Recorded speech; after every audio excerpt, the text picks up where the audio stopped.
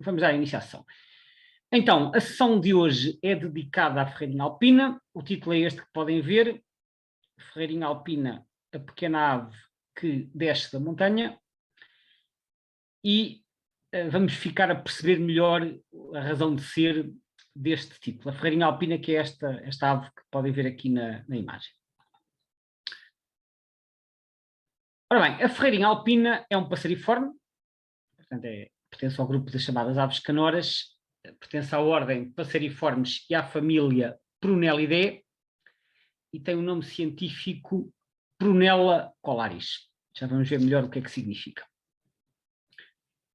Tem um comprimento de 18 centímetros, portanto, não é dos passariformes mais pequenos,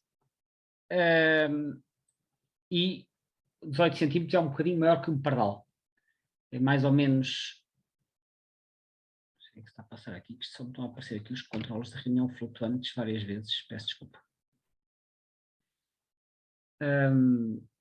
18 centímetros é mais ou menos o tamanho... Epá, peço desculpa, mas isto está-se a passar aqui alguma coisa estranha. Aqui não se nota nada disto. Não, mas está-me sempre a aparecer à frente,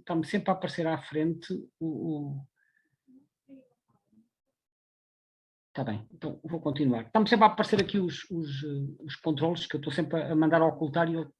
Pronto, muito bem, não aparece nada à frente. Então vamos continuar. Portanto, tem um comprimento de 18 centímetros, como eu disse, que é mais ou menos o tamanho, um bocadinho maior que um pardal, é talvez o tamanho de um trigueirão, e envergadura 30 a 32 centímetros. Portanto, isto é um tamanho, digamos, entre um pardal e um tordo, talvez assim do tamanho de um trigueirão ou de um bico-orçudo. É uma espécie que ocorre principalmente em zonas rochosas, este é o habitat preferencial desta espécie, portanto é uma espécie muito ligada ao meio rochoso, daí que se diga que é uma espécie de hábitos rupícolas, que significa que vive na rocha. Quanto à alimentação, é composta essencialmente por insetos e pequenas sementes. O facto de ter o bico fino é logo um bom indicador de que é uma ave insetívora. No caso dos passariformes, um bico fino e longo normalmente significa que se alimentam de insetos. Só que estas aves que não migram para a África, durante o inverno, muitas vezes têm que ir buscar outras fontes de alimento devido à escassez de insetos durante o inverno, então elas alimentam-se de pequenas sementes também. O ninho é no solo, normalmente numa cavidade entre as rochas, e é composto por uma taça feita de ervas e musgos, mas portanto não está em céu aberto, está numa cavidade no meio dos rochedos ou debaixo assim de uma pedra grande. A postura é composta geralmente por 3 a 4 ovos e esta espécie efetua 2 posturas, que aliás é algo bastante frequente entre os passariformes, que é fazerem 2 posturas ao longo da época, uma vez que o ciclo reprodutivo é relativamente curto. A incubação, o período de incubação é aquele que é normal para a maioria dos passariformes, que eu já tenho referido, de em torno de 2 semanas, portanto 14 a 15 dias é o período de incubação para esta espécie.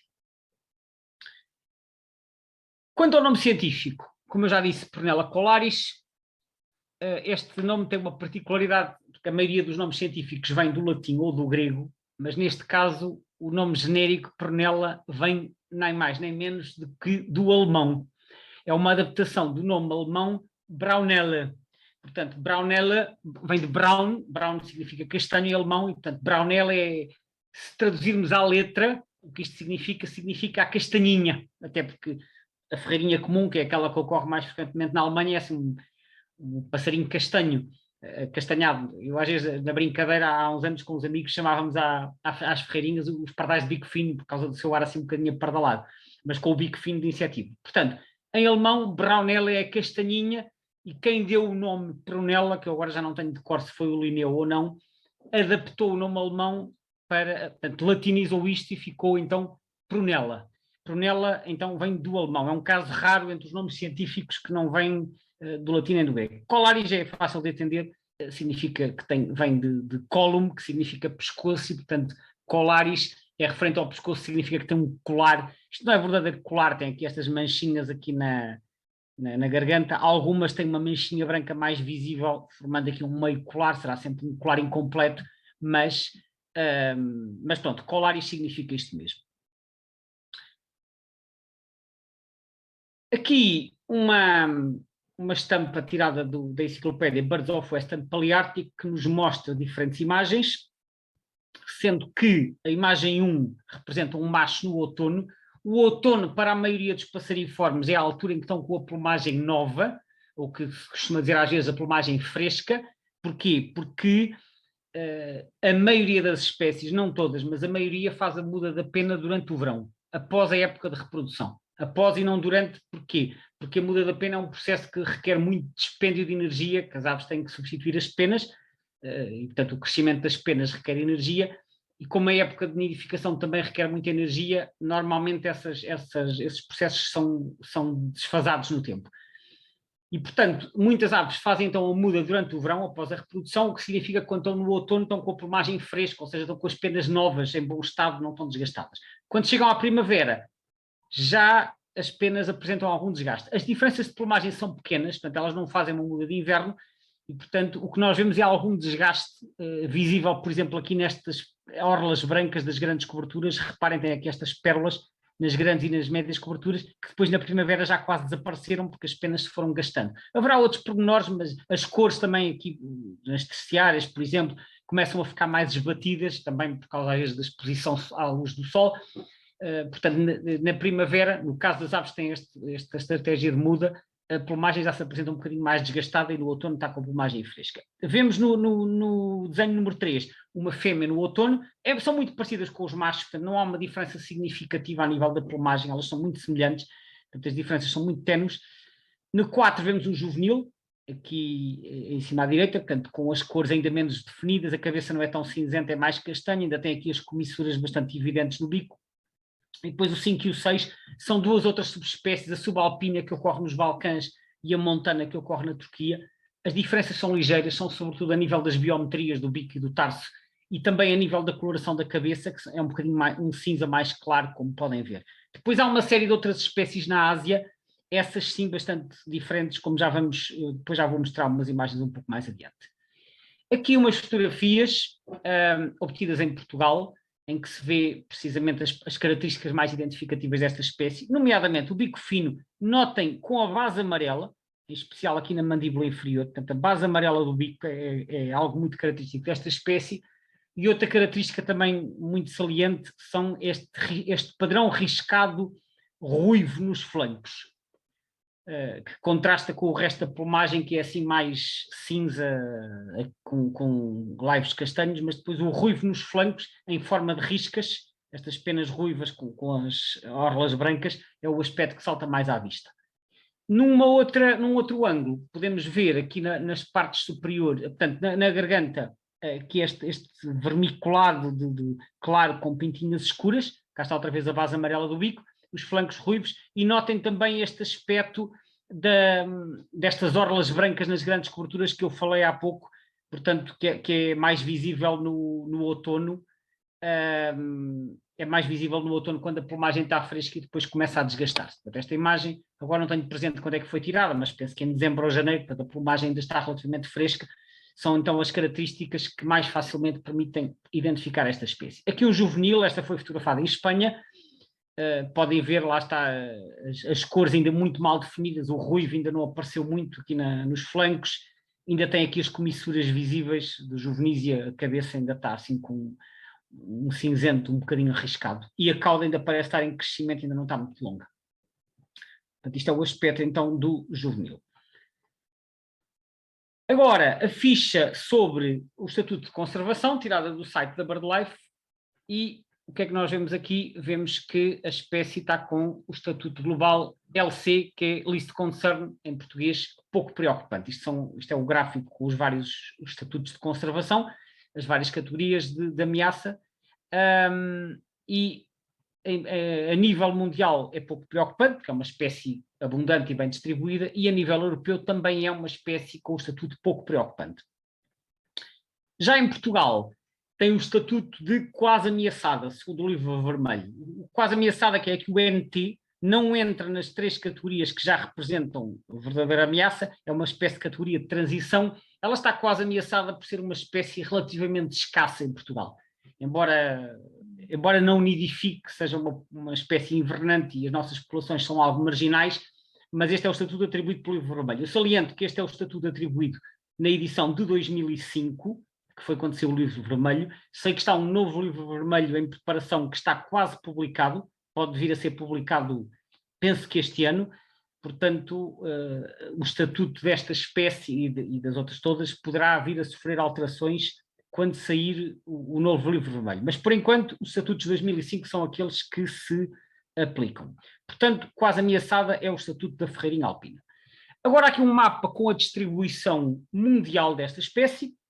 Podemos ver que tem uma distribuição vasta que vai desde a Península Ibérica até ao Extremo Oriente, concretamente aqui até ao leste da China e da Rússia, entra aqui na Península Coreana e no Japão, reparem também na presença em Taiwan, e depois numa série de zonas da Ásia Central, Médio Oriente, sul da Europa, sul e centro e norte da África. É como esta espécie nidifica em zonas montanhosas, a distribuição centra-se principalmente em cordilheiras montanhosas, aqui no norte de Espanha, Alpes, Apeninos, Balcãs, depois aqui montanhas do Cáucaso, Himalaias e outras cordilheiras na Ásia. E também aqui no norte da África, por exemplo, nas montanhas do Atlas.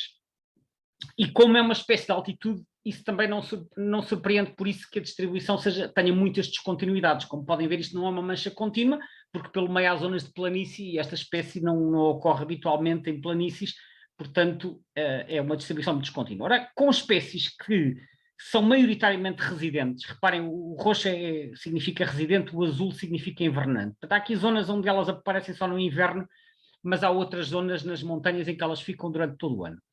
Como acontece muito com estas espécies maioritariamente residentes e com distribuições descontínuas, é normal haver muitas subespécies porque as populações, de certa maneira, estão isoladas umas das outras e evoluíram separadamente. Então temos umas 10 subespécies pelo mundo todo. Temos aqui a Prunella colaris colaris, que é a subespécie nominal, aqui desde a Península Ibérica até aos Alpes e no norte da África. Depois temos a subalpina, que eu já falei há pouco, então aqui na zona dos Balcãs e da Grécia. Depois temos a montana no Cáucaso, no leste da Turquia. Mas depois na Ásia temos mais uma série delas. Temos a Rufilata, aqui alguns no Quirguistão e no sul do Cazaquistão. Depois a Império no norte do Índio e do Paquistão. Temos a Tibetana no Planalto do Tibete. Temos a Nipalensis no Sichuan, que é uma região da China, e nos Himalaias. Temos a Eritropígia no norte da China, no norte da Mongólia, no leste da Rússia e no Japão. E, finalmente, a Fenelli, que está isolada aqui nesta ilha, que é a ilha de Taiwan. Portanto, 1, 2, 3, 4, 5, 6, 7, 8, 9 subespécies são as que são atualmente consideradas. Para vos dar uma ideia de como elas na Ásia são diferentes, eu encontrei aqui 2 fotos no eBird que vos vou mostrar. Penso que uma seja Eritropígia e outra seja Nipalensis. Eu digo penso porque elas não estão identificadas como tal. Eu cheguei lá um bocadinho pela região. Nipalensis vem naturalmente do Nepal. Eritropígia, para quem assistiu ao webinário dos nomes científicos, significa urupígio vermelho. Pígia vem de urupígio e eritro é, em grego, vermelho. E então, 2 fotos que eu encontrei do eBird, ambas tiradas na China. A primeira da região de Pequim, que fica no nordeste, por isso é que eu acho que esta é a Eritropígia, portanto, no nordeste da China. Eu pus um ponto de interrogação porque eu não tenho a certeza da subespécie. Reparem as diferenças para a nossa, em particular as partes superiores muito ruivas aqui, portanto, e o urupígio, todo o urupígio é de um ruivo muito mais saliente, enquanto que a nossa só tem ruivos nos flancos. Esta tem ruivos nos flancos, no dorso, muito mais ruivo aqui nas asas e no urupígio até na cauda. Portanto, um padrão muito mais dominado por cores quentes. E eritropígia, então, como eu disse, significa urupígio ruivo. Isto para verem então as diferenças entre subespécies, que, como eu disse, é frequente nestas aves residentes que têm populações isoladas a milhares de quilómetros umas das outras. À direita, uma outra, do Sichuan, que é uma província já no centro-sul da China, já mais perto dos Himalaias, e, portanto, eu julgo pela distribuição que esta pertence à Nipalensis, é também muito diferente. Reparem que aqui já não são riscos ruivos nos flancos, isto é praticamente uma mancha contínua de ruivo. Tem algum ruivo no urupígio, mas diferente da eritropígia, que é mais riscada por cima. Esta é mais cinzenta, e uma característica também da Nipalensis é ter a cabeça muito mais escura. Portanto, o padrão de cor, isto é um padrão quase bicolor, que é cinzento aqui na cabeça e no peito, e depois ruivo por baixo, já sem serem riscas. Portanto, estes dois exemplos para vos mostrar a variabilidade de plumagens dentro da mesma espécie, quando estamos a falar de populações que estão muito distantes e que não contactam umas com as outras. Agora, voltando aqui ao mapa de distribuição e centrando-nos na região aqui do sudoeste europeu, nós temos este mapa retirado do site da BirdLife, que nos mostra aqui mais ou menos a distribuição da espécie, concretamente na Península Ibérica e França. Então, a zona verde é a zona onde a espécie é residente e a zona azul é onde é invernante. Começando pelas zonas onde é residente, vemos aqui os Pirineus, a Cordilheira Cantábrica, aqui picos da Europa, etc. E depois no sistema central espanhol, aqui esta zona à volta de Madrid, que é a Serra de Guadarrama, que vai também acima dos 2.000 metros, e depois mais ao oeste a Serra de Gredos, que fica ali entre Cáceres e Salamanca. Depois também temos aqui umas bolinhas no sistema ibérico, que é aquele que separa os rios Douro e Ebro, e depois cá embaixo na Serra Nevada. No resto da península ela está toda como invernante, embora eu ache este mapa um bocado impreciso. Eu já vos vou dizer de onde é que isto apareceu, um bocado impreciso, porque isto sugere que elas têm uma distribuição contínua por toda a planície da meseta, e isto não é de modo algum verdade. Isto, aliás, acontece com uma série de outras espécies, esta representação. Em Portugal aparece aqui uma distribuição mais descontínua, com zonas bem identificadas, que é a Serra do Gerês, a Serra da Estrela. Aqui, isto parece ser aqui uma zona perto de Lisboa, que eu não sei se serão as serras de Monte Junto, maciço calcário extremanho. Aqui é uma zona que parece ser algures à Rábida e Especial. Depois aqui a costa rochosa Algarvia. Assim, grosso modo, é isto que aparece. Depois há também aqui umas zonas de nidificação no Norte de África, como eu já disse, do Atlas, nas montanhas da Argélia e depois nos Alpes, na Córcega, com zonas de invernada noutras regiões, incluindo nas Ilhas Baleares. Curiosamente, elas vão aqui invernar também às Baleares. Aqui, um outro mapa, que é o mapa que eu acho que foi usado para fazer o mapa da BirdLife, que é o mapa que saiu originalmente naquela enciclopédia de onde eu mostrei aquela estampa há pouco, que é o Birds of Western Palearctic. Eu gosto muito do Birds of Western Palearctic, foi a primeira grande enciclopédia sobre as aves europeias e do Paleártico Ocidental. Foi a primeira vez que eu vi mapas de distribuição para a maioria das espécies assim detalhados, mas para muitos passariformes eu reparei que a Espanha aparece pintada de norte a sul. É quase como se não houvesse informação mais detalhada que permitisse desenhar estes mapas com uma granularidade mais fina. E eu julgo, é uma suposição minha, mas este mapa é quase igual, e eu julgo que o mapa da BirdLife foi simplesmente uma cópia do mapa que vem no Birds of Western Palearctic, que aqui está. Portanto, porque a distribuição em Espanha é exatamente a mesma, as bolinhas em Portugal também são as mesmas, e no resto da Europa podem ver aqui, cá estão Alpes, Apeninos, montanhas dos Balcãs, etc. Portanto, isto aqui só para dizer de onde é que eu acho que veio a informação que está no mapa da BirdLife. Agora, mostro-vos o mapa do Atlas Europeu, o mapa que eu já mostrei para outras espécies, que é a comparação entre o primeiro e o segundo Atlas europeus. Para quem não viu ainda estes mapas anteriormente, eu explico rapidamente. Temos aqui uma legenda, EBBA significa European Breeding Bird Atlas, sendo que o 1 é o primeiro Atlas, que foi feito no início dos anos 90, e o EBBA2 é o segundo Atlas europeu, que foi feito mais ou menos entre 2000 e... por volta de 2015. Aquilo demorou vários anos, não tenho agora presente os anos, mas foi mais ou menos 2013 ou 2012 a 2015 por aí, e foi publicado em 2020. E então os quadrados vermelhos ou castanhos é onde só estava presente o primeiro Atlas, mas não o segundo. Os azuis é onde apareceu para o segundo Atlas, e os cinzentos é onde apareceu em ambos os Atlas. E quando nós olhamos para este mapa, que está aqui neste site, onde se pode consultar os mapas todos, que é o EBBA2.info, o que é que nós vemos? Quando eu vi este mapa, houve logo uma coisa que me saltou à vista. Eu olhei para isto e pensei, epá, tantos quadradinhos castanhos. Isto é aquilo. Também há alguns azuis, é verdade, mas há muito mais castanhos.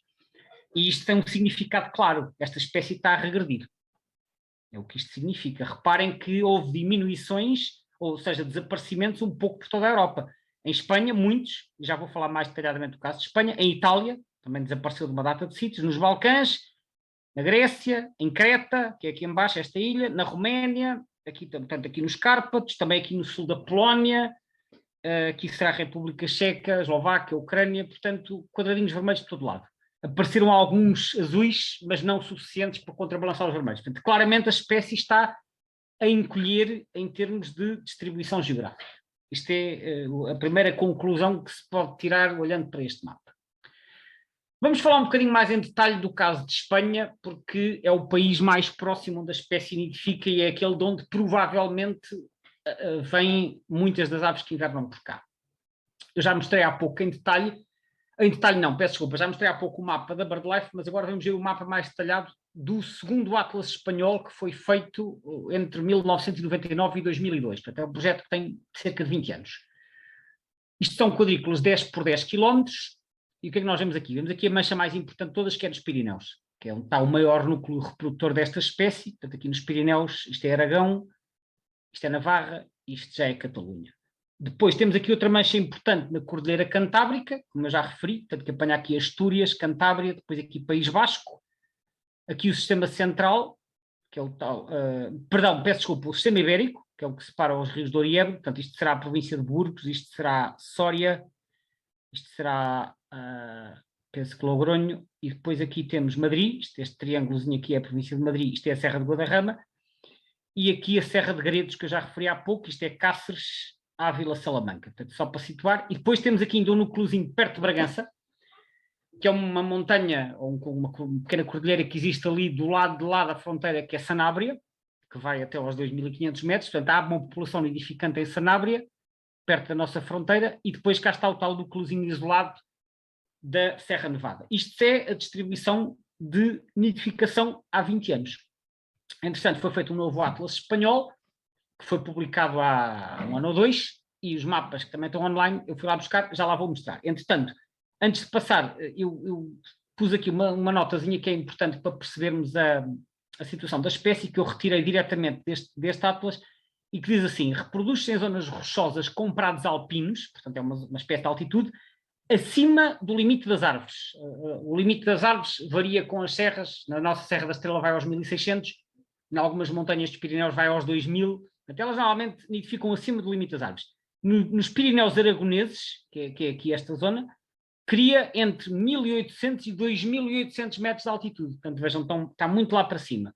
No maciço central da Serra de Gredos, que é este, entre 1.870 e 2.500. E na Serra Nevada, que é cá em baixo, entre 2.500 e 3.400. Elas na Serra Nevada nidificam ainda mais alto, talvez porque a sul isto é mais quente e, portanto, a zona ótima está a uma altitude superior, interpreto eu. Portanto, isto só para dar uma ideia dos locais de reprodução. Agora, hoje o terceiro, a comparação, aliás, é a comparação entre o segundo e o terceiro Atlas. O terceiro Atlas é muito recente. Infelizmente, o terceiro Atlas não teve a cobertura total do país. As quadrículas estão a cinzento, são zonas que não foram visitadas, portanto, teve apenas um levantamento parcial. E este mapa é um mapa comparado em que se mostra as zonas em que a espécie continua, que correspondia ao cinzento naquele do Atlas Europeu, portanto, amarelo é onde havia e continua a haver, azul é onde apareceu e vermelho é onde desapareceu. E mais uma vez aqui em Espanha vemos uma data de bolinhas vermelhas. E aquilo que salta logo à vista para qualquer pessoa que olhe este mapa é que a espécie desapareceu da Serra de Guadarrama. Portanto, na região de Madrid, há 20 anos havia, agora já não há. Portanto, aqui foi-se embora. A Serra de Nevada não aparece, talvez porque não tenha sido mostrada, está a cinzento. Mas na Serra de Guadarrama, que foi prospectada, a espécie desapareceu. Em Gredos diminuiu. E aqui na Cordilheira Cantábrica, também uma data de bolinhas vermelhas, aqui no Sistema Central também. Portanto, reparem que isto regrediu, eles têm escrito no texto alguns para aí em 30% das quadrículas amostradas a espécie havia e deixou de haver. Nos Pirineus menos, portanto nos Pirineus a proporção de bolinhas vermelhas parece não ser tão grande e há uma série de bolinhas azuis, mas também as há. Portanto, em Espanha a espécie claramente a diminuir. A interpretação deles no texto é que, como não houve grande alteração da habitat, lá nas zonas onde elas nidificam, porque aquilo é em altitudes muito elevadas, a conclusão é que se deve às alterações climáticas. Bom, é possível, é um fator obviamente a ter em conta com a alteração de temperaturas, embora às vezes as razões para a diminuição das espécies não estão só nas zonas de nidificação, estão também nas zonas de invernada. Portanto, se as condições de invernada forem piores e a sobrevivência nas zonas de invernada não for tão elevada, isso também vai ter um efeito na população reprodutora. Além disso, em certas zonas de altitude, que não sei se é o caso nos Pirineus, pode haver às vezes alterações, não de habitat diretamente, mas alterações do solo, por exemplo, por pastoreio mais intensivo, devido à presença de gado bovino, etc. Portanto, às vezes pode haver outros fatores que não são tão evidentes que estejam por trás disto, eu desconheço de facto os fatores, mas pronto, li que eles referem que as alterações climáticas poderão ser um fator que esteja a explicar esta diminuição da espécie, que aliás, como vimos, não é só em Espanha, é em toda a Europa que a ferreirinha alpina está a diminuir.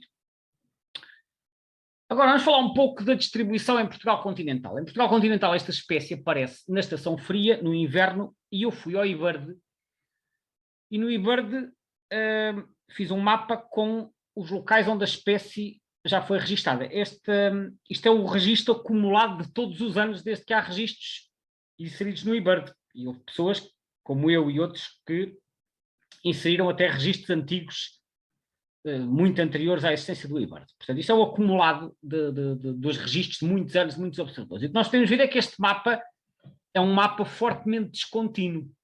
Ou seja, há vários locais. Os balões vermelhos são registros com menos de 30 dias, são registros recentes, não têm outro significado. Portanto, não vale, tirando isso, as cores, portanto, os balões são todos iguais. Isto é só para dizer onde é que foi vista nos últimos 30 dias. Ora bem, então estava a dizer, nós vemos aqui vários locais, mas o mapa é um mapa muito discreto aqui por oposição a contínuo. E, portanto, é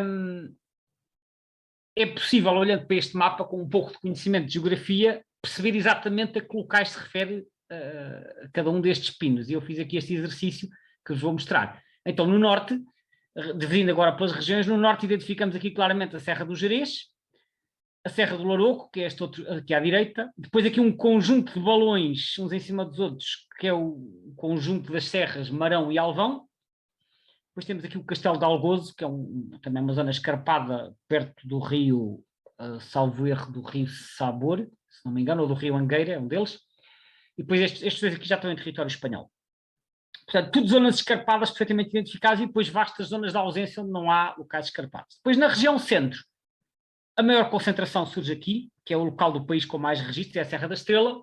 Depois temos outro sítio curioso na parte interior do distrito de Coimbra, que é a barragem de Santa Luzia. Para quem não conhece, é uma barragem que está construída entre duas escarpas verticais que fazem, de certa maneira, lembrar as portas de Ródão, mas mais apertadas, e é um local onde muita gente já foi para ver a rara trepadeira dos muros. Depois temos aqui Monsanto da Beira, no concelho de Idanha Nova. Temos aqui as Berlengas, que estão aqui. E temos aqui as portas de Ródão também. Portanto, que é uma zona escarpada também. Depois, na região de Lisboa, os locais com presença de ferreirinha alpina, são poucos, mas regulares ao longo dos anos, é a Serra de Monte Junto, que está aqui. A zona de Serra, aqui muitos balões, a Serra de Sintra e o Cabo da Roca. Portanto, há aqui o Castelo dos Mouros e a Peninha, etc. Portanto, esta zona tem muitos registros. E depois, a sul do Tejo, o Cabo Especial, e a Serra da Rábida, naquela zona vertical chamada Serra do Risco, que cai a pique sobre o mar. No Alentejo não há muitos locais com habitat favorável, há apenas, tanto quanto eu sei, 3 locais com presença. Um é as Portas de Ródão, do lado sul, portanto do lado de Nisa. Nas Portas de Ródão já foi visto dos dois lados. Depois outro é o Castelo de Marvão, e zonas envolventes, que é também uma zona escarpada, uma crista quartzítica, e depois no litoral, aqui a zona do Cabo Sardão, no concelho de Odmira. O resto da planície alentejana não tem registros porque nem sequer tem habitat para esta espécie, não quer dizer que não possa aparecer pontualmente. E finalmente no Algarve. No Algarve, os locais onde há registros são, o mais conhecido é o Cabo São Vicente, e zonas adjacentes, ali à volta, e depois a Serra de Monchique, e por fim um sítio chamado Rocha da Pena, que fica aqui mais ou menos a meio, na Serra do Caldeirão, ou no Barrocal, melhor dizendo, no concelho de Loulé. Portanto, tudo em zonas escarpadas. São os locais tradicionais de ocorrência onde esta espécie vai ocorrendo ano após ano. Portanto, podemos dizer que é uma espécie bastante previsível relativamente aos locais onde ocorre, e isto tem a ver principalmente com a especificidade do habitat que frequenta. Poderá haver um ou outro sítio pouco visitado, alguns em serras, particularmente aqui na região centro, e em certos locais do norte pouco acessíveis, ou até da costa rochosa, sítios pouco visitados, mas de uma forma geral esta é a distribuição que podemos encontrar. Portanto, isto é então retirado do mapa do IBIRD. Aqui partilho esta imagem das Portas de Ródão, é uma imagem que eu fiz. Isto é o Rio Tejo, e isto são as Portas de Ródão fotografadas do lado sul, que é do lado de um sítio chamado Pego das Portas. E então esta é a vertente alentejana, que fica no concelho de Nisa, e esta é a vertente beirã, que fica no concelho de Vila Velha de Ródão. Por que é que eu estou a partilhar isto? Bem, este foi o primeiro local onde eu vi ferreirinha alpina na minha vida. E foi uma observação extremamente inesperada. Isto foi no já muito distante ano de 1989. e eu ainda estava a ver aves há relativamente pouco tempo, e um belo dia, em dezembro, poucos dias antes do Natal, eu não conhecia o sítio, e não sei porque eu na altura vivia em Lisboa e resolvi meter-me no comboio. Tinha-me falado das Portas de Ródão, que era um sítio engraçado, e eu vi que havia comboio até lá, eu na altura não tinha carro, então meti-me no comboio, fui até às Portas de Ródão, fui até a Vila Velha de Ródão, e depois fui a pé até ao longo da linha do comboio, e andei a explorar aqui esta zona. A linha do comboio passa aqui, tem um túnel. E quando eu estou aqui a explorar esta zona, era um dia cinzento de dezembro, e eu tinha só o meu guia de campo em francês e estava a explorar isto aqui, e de repente vejo assim um passarinho com os flancos ruivos riscados. Eu nem fazia ideia que aquilo existia em Portugal, porque na altura havia muito pouca informação sobre a ocorrência de aves em Portugal, e então, principalmente destes pequenos passarinhos invernantes. E então fiquei muito surpreendido e fiquei muito agradado, porque o bicho estava a 3 ou 4 metros de mim, e entretanto, em anos posteriores, eu sei que elas continuam a correr por lá. Porquê é que eu estou a partilhar aqui esta foto deste local? Porque este local está a uma altitude de 100 metros acima do nível do mar. E há outros locais, como eu já referi, aqueles locais costeiros, como o Cabo da Roca ou o Cabo São Vicente, por exemplo, que são locais de baixa altitude. Portanto, embora esta espécie nidifique em zonas de altitude e possa aparecer em serras durante o inverno, muitas delas vêm até locais que ficam quase ao nível do mar. O que é importante é isto, é que haja rochedos. Esta é uma espécie que se especializou em procurar alimento entre os rochedos. É um habitat difícil de explorar, no meio dos rochedos e às vezes no meio da neve. Nós podemos pensar, porque é que um bicho vai procurar alimento em sítios tão complicados, quando se calhar há outros sítios que têm muito mais alimento? É simples, não tem concorrência. Essa é a razão de alguns animais se especializarem em determinados tipos de habitat. Conseguem estar livres da concorrência de animais mais generalistas que não se dão tão bem com este tipo de habitats. E, portanto, a ferreirinha alpina é uma espécie que está muito habituada a viver nestes meios rochosos, em altitude, e depois no inverno a baixa altitude. Só que como estes meios, então, em Portugal são relativamente escassos, isto também faz com que a espécie não seja assim muito abundante. Mas, portanto, o que eu queria salientar é que elas podem ocorrer em locais de baixa altitude, e a primeira vez onde eu vi foi exatamente aqui, então, quase junto à base da escarpa. Agora, falando um bocadinho mais em detalhe da Serra da Estrela, eu mostrei há pouco que havia ali uma grande concentração de registros, e eu então fiz um zoom no tal mapa do eBird, e aqui vemos o mapa ampliado, aqui na zona, isto é a zona da Torre, fica aqui onde está este balão vermelho. Depois temos aqui Sabugueiro, Ceia, Covilhã, e como podem ver há registros espalhados por toda a serra. A Serra da Estrela é o sítio não só com mais registros, mas inclusivamente o sítio onde existe o registro de maiores bandos, de maiores concentrações. Penso, se não me engano, o maior registro que há é de 60 indivíduos, lá para cima, perto da torre. E no inverno, portanto, isto mostra que elas se dão bem neste tipo de meios até no inverno. Mostra bem o grau de especialização desta espécie. Mas como podem ver, há registros um pouco por toda a serra. A Torre é o sítio que tem mais, porque é um sítio muito acessível, mas a Serra da Estrela tem vastas zonas de rocha que são muito difíceis de aceder, e que se calhar tem lá ferreirinhas alpinas e ninguém as vê, porque também ninguém vai lá à procura delas no inverno. Aqui alguns exemplos de registros típicos da Torre. Aqui uma pousada num bocado de neve, portanto elas dão-se bem em zonas de neve, não precisam de fugir da neve, elas sabem bem desembaraçar-se a procurar alimento no meio da neve. Aliás, mesmo nas zonas dos Alpes e dos Pirineus, elas ficam por lá durante todo o ano. Algumas vêm até cá, outras ficam por lá, e a única coisa que elas fazem é o que se chama uma migração altitudinal, ou seja, elas descem para cotas mais baixas, porque se calhar lá em cima tem tanta neve, que aí já nem elas conseguem procurar alimento e descem para zonas onde se consigam alimentar. Há outras que migram para mais longe e, como eu mostrei há pouco, até vão invernar nas Ilhas Baleares, e estas que invernam em Portugal também vêm certamente de outros países. Aqui mais duas fotografias que eu encontrei que mostram um bocadinho o ambiente. Isto é na zona perto da Torre, tem aqui aquelas estruturas das pistas de esqui, andam aqui umas ferreirinhas alpinas no meio do chão a alimentar-se, assim com manchas de neve, andam aqui à procura no meio das rochas. Portanto, reparem, é um ambiente extremamente agreste, mas elas não se atrapalham e andam aqui, pronto, andam sozinhas, não há outras aves a fazer concorrência, portanto o que houver não é muito, mas o que houver é para elas. Aqui uma outra foto que eu também achei muito engraçada, num edifício ao pé da torre, isto se fosse de uma baixa altitude, tínhamos aqui uma linha de pardais, como é no alto da Serra da Estrela, temos aqui uma linha de ferreirinhas alpinas. Reparem bem nos flancos ruivos e no bico fino, que se vê muito bem, portanto a identificação não levanta quaisquer problemas, mas achei muito engraçado ver aqui este conjunto de ferreirinhas alpinas. Isto aqui é tudo gelo, que vemos aqui, ou neve gelada. à volta do edifício. Isto é um cenário que podemos encontrar então na torre nesta altura do ano. Agora, aqui um apontamento que poderá suscitar alguma estranheza, mas eu pus aqui nidificação em Portugal com ponto de interrogação. Porquê que eu pus isto? Porque eu, quando estava a consultar aquela enciclopédia que eu falei há pouco, que é o Birds of Western Palearctic, ao ver a secção sobre distribuição, que é distribution, encontrei aqui esta curiosa referência. Portugal may breed, but no proof. Ou seja, em português, poderá nidificar, mas não há prova, não há confirmação. Tem aqui RR. RR, quando tem iniciais, normalmente isto significa uma comunicação pessoal. Quando está aqui a azul e com um ano, isto é uma referência publicada. Neste caso, isto é uma comunicação pessoal. RR, eu penso que seja Rui Rufino, que é um ornitólogo muito experiente, que na altura trabalhava no Serviço Nacional de Parques, na altura em que este livro foi publicado, e que foi o coordenador do primeiro Atlas Nidificantes em Portugal. Portanto, eu penso que esta informação virá dele.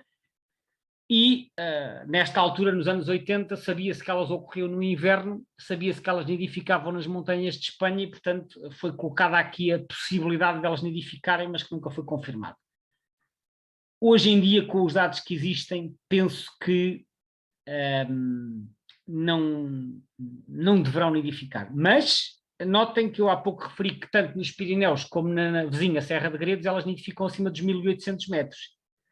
E a Serra da Estrela, como sabem, vai até aos 2000 metros. Portanto, teoricamente, é possível, não é provável, mas é possível que em algum recanto da Serra da Estrela, lá nas zonas superiores, haja algum casal de ferreirinhas alpinas a nidificar, pelo menos em certos anos. Fica só aqui a ideia. Não tenho quaisquer evidências, nunca as vi na época de nidificação, nem conheço quem tenha visto. Mas, teoricamente, se elas nidificarem, será na Serra da Estrela.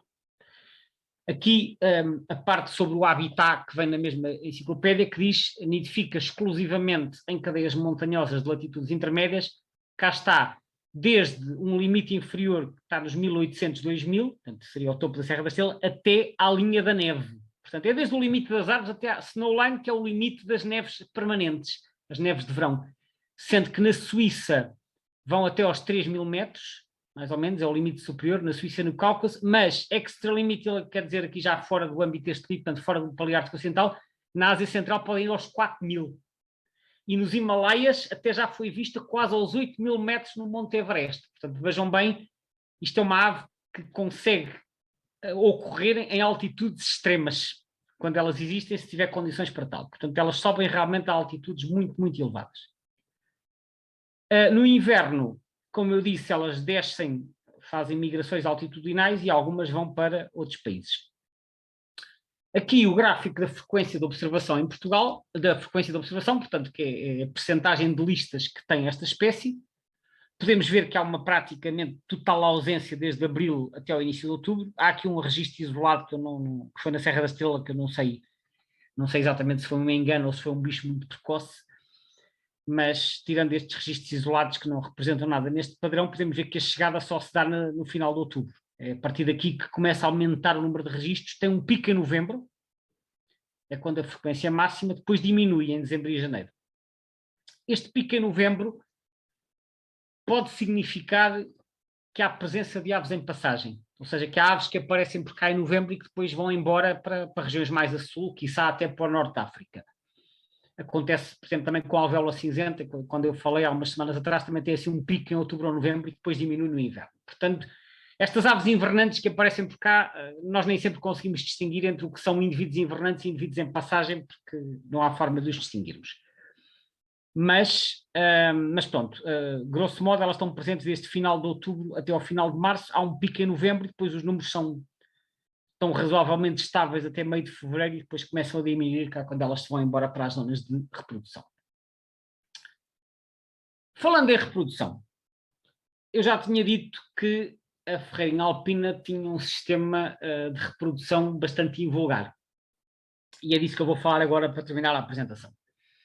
E antes de falar do sistema de reprodução da ferreirinha alpina, eu pus aqui um slide mais genérico para referir que na natureza e mais concretamente nas aves há vários tipos de aquilo que se designa por sistemas de acasalamento, ou seja, a forma como as aves se emparelham, se juntam em casais, varia muito de umas espécies para outras. E, grosso modo, nós podemos considerar vários sistemas. Sendo que 90 a 92, as percentagens às vezes variam consoante as fontes, mas 90, 90 e tal por cento das espécies de aves, perdão, são essencialmente monogâmicas, ou seja, um macho e uma fêmea.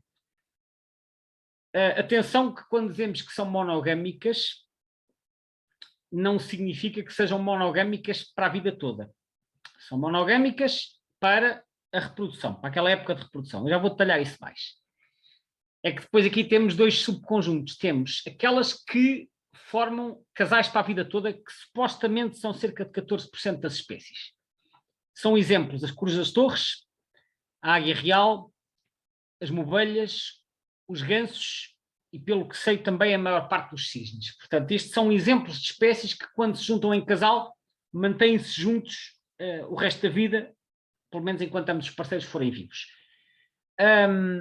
Atenção que quando dizemos que isto acontece com estas espécies, não quer dizer que não haja indivíduos que fujam a esta regra, mas de uma forma geral, nestas espécies a regra é monogamia vitalícia. Portanto, juntam-se, formam um casal e o casal mantém-se junto para a vida. Mas depois, o grupo mais numeroso, não é este, o grupo mais numeroso são aqueles que podemos chamar por monogamia sazonal, ou seja, formam um casal, juntam-se, acasalam-se, reproduzem, tratam das crias e, terminada a época dos ninhos, acabou-se o casal, vai cada um à sua vida. Portanto, durante aquele período há fidelidade dentro do casal, mas quando a época termina, vão à vida deles. É o caso, por exemplo, dos patos, é o caso de muitos passariformes, a maioria, não todos, e é o caso de muitas outras espécies. Portanto, juntam-se para a reprodução, que é para isso que as aves se juntam em casais.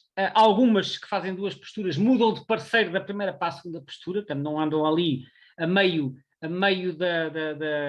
portanto, durante a fase da postura e do crescimento das crias, mantém-se no casal, mas depois para a segunda postura, eventualmente mudam o casal. Alguns, não todos. Portanto, a maioria junta-se em casal para a mesma época para levar a cabo aquela tarefa. Isto, no conjunto, estes dois representarão 90% das espécies. Só que depois há aqui um conjunto de espécies que adota estratégias diferentes. Uma delas é a chamada poliginia, que é aquilo que significa um macho com várias fêmeas. Pelas referências que eu encontrei, isto andará por volta dos 2% das espécies. É o caso, por exemplo, das espécies que fazem as paradas nos chamados leques. Os leques, que é LEK, é quando existe uma espécie de uma arena em que os machos estão a exibir para as fêmeas. Há uma parada coletiva e depois o macho que ganhar, que for preferido das fêmeas, esse pode acasalar com uma data de fêmeas. Portanto, é uma parada coletiva para ver quem é o macho dominante, ou o macho preferido. É o caso, por exemplo, das apetardas, que são conhecidas por ter esta estratégia, e o caso dos combatentes também, em que os machos também fazem aquelas suas paradas coletivas para se exibirem perante as fêmeas. E, portanto, estes machos que depois, se saírem melhor nestas paradas coletivas, podem acasalar com várias fêmeas. É o caso também do roxinogrande dos caniços. Esse pode emparelhar com várias fêmeas, tem vários ninhos, portanto, pode ter um harém, no sentido em que ele cuida de várias fêmeas e vários ninhos ao mesmo tempo. Portanto, é ali um macho que vai servindo, digamos assim, os territórios de várias fêmeas. Não acontecerá com todos, dependerá, obviamente, do número de machos e de fêmeas, mas sabe-se que isto com esta espécie e com outras flosas do género acrocéfalos pode acontecer.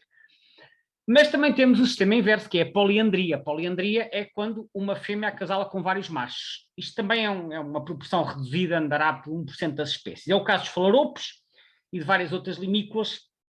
Nos falaropos, por exemplo, é frequente haver o chamado inversão de papéis, em que as fêmeas têm cores mais garridas que os machos, e são as fêmeas que cortejam os machos, e depois são os machos que cuidam das crias. Portanto, o macho biologicamente é macho, mas em termos de função de machos e fêmeas, os papéis estão invertidos em relação aos papéis que poderíamos designar como tradicionais.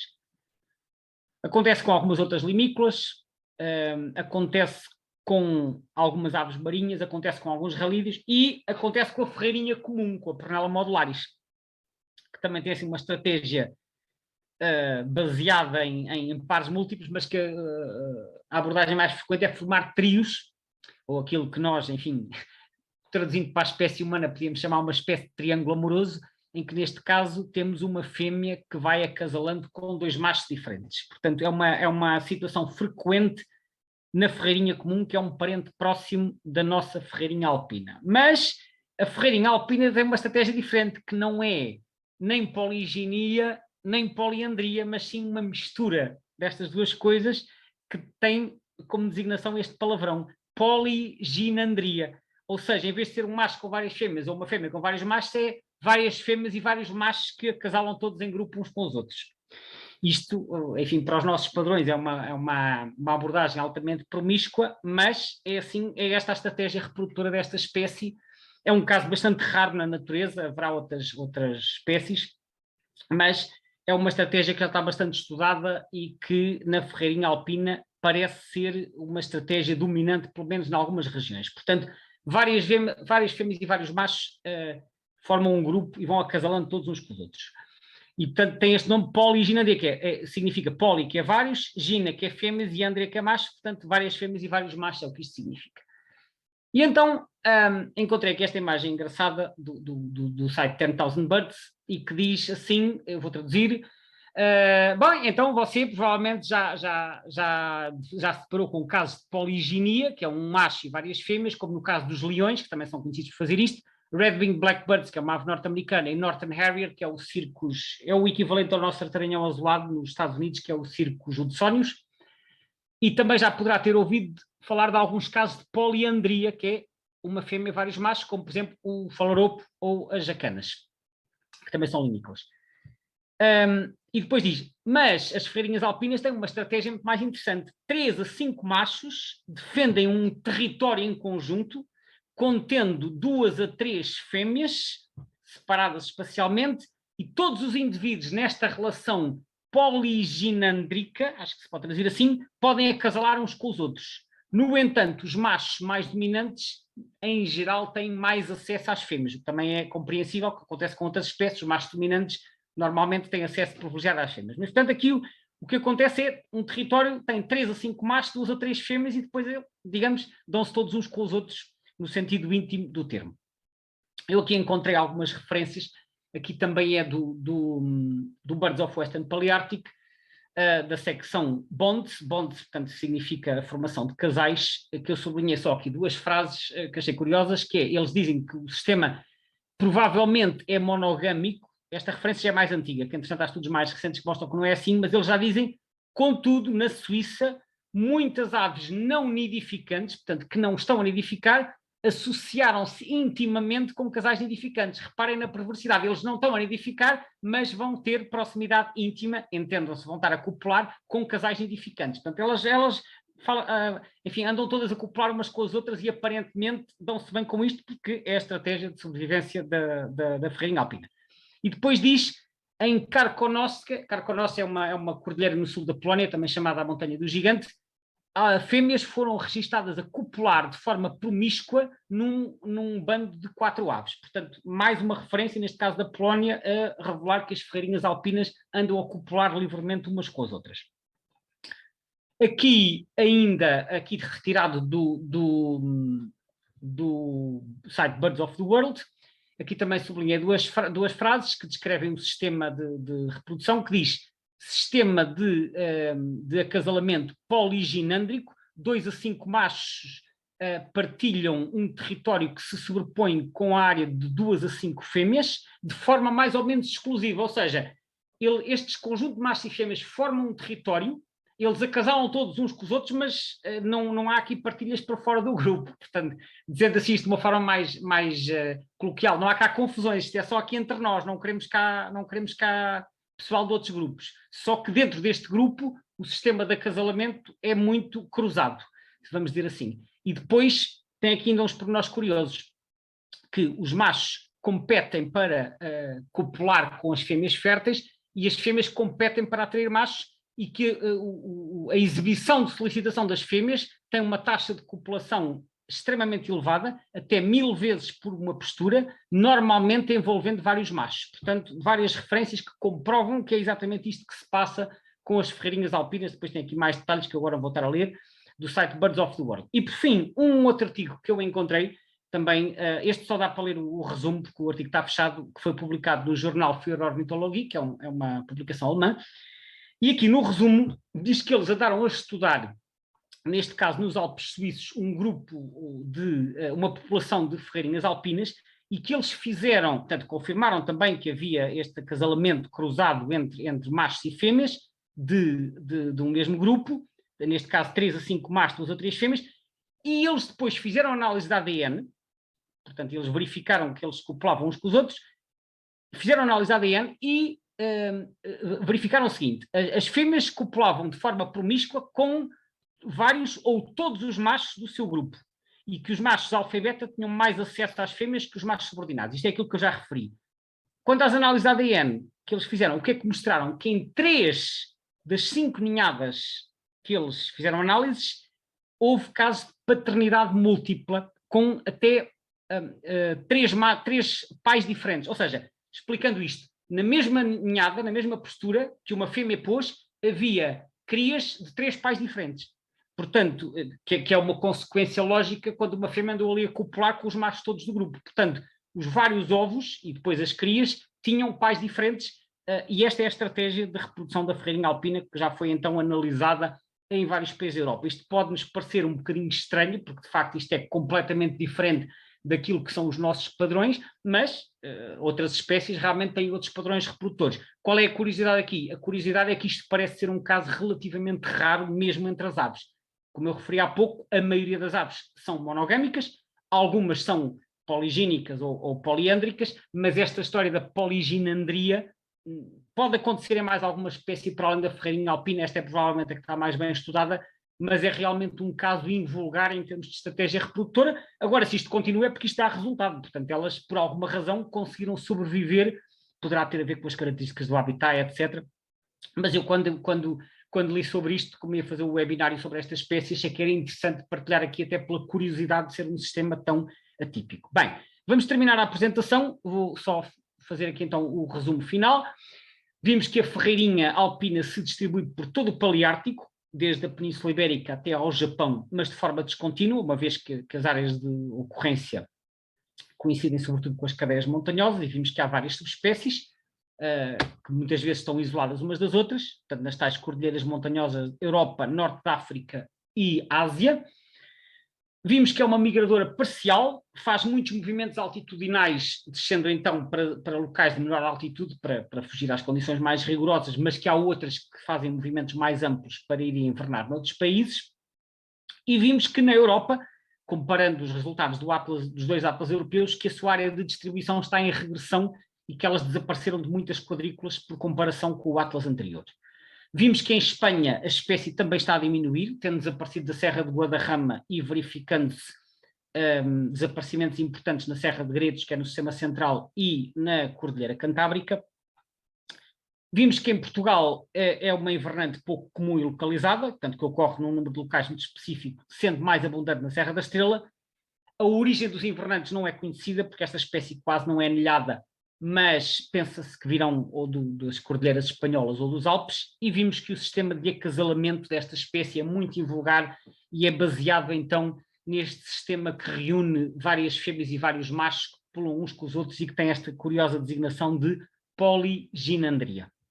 Com isto, chegamos ao final da apresentação de hoje, dedicada à ferreirinha alpina.